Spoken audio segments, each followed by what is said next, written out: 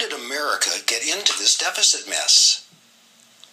Some people want to blame it on Medicare and Medicaid and use deficits as an excuse to cut back on those life-saving health programs. No way are they to blame for this country's debt problem.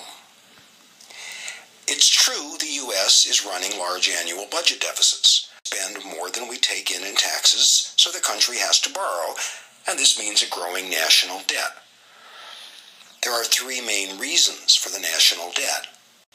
1. 2 wars fought on borrowed money. 2. Massive tax cuts in 2001 under President George Bush, and more tax cuts later. 3. The worst financial crisis and recession in 80 years. Let's look at a chart. It'll help us understand what has happened and why Medicare and Medicaid aren't to blame. This chart's a lot simpler than it looks. It gives the history of federal spending and revenue since World War II. To make it meaningful, apples to apples, the chart shows spending and revenue as a percent of the total U.S. economy. The red line shows federal spending, the blue line federal revenue from taxes. When the red line is above the blue line, that is, when spending is higher than revenue, we have a deficit. Let's follow the red line for spending. It fell sharply right after World War II.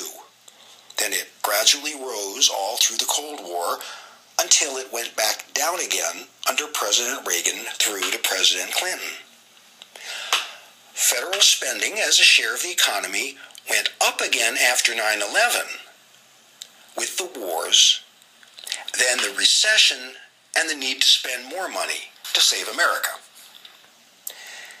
Now let's look at the blue line for federal revenue. From World War II through the Reagan years, revenue followed the same trend as spending. Taxes increased under the first Bush and Clinton, then dropped severely with the second Bush's tax cuts. Taxes fell again when the recession hit and income plunged. So you see the big deficit we have now. It's bigger than ever because spending is near a long-term high thanks to wars and recession. At the same time, revenue is near a long-term low because of tax cuts and recession.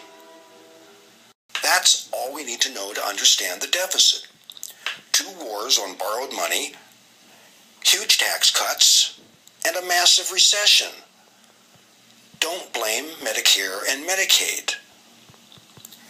We can deal with deficits by ending the wars, by reversing the big tax cuts on the wealthiest, and by continuing to invest in economic security.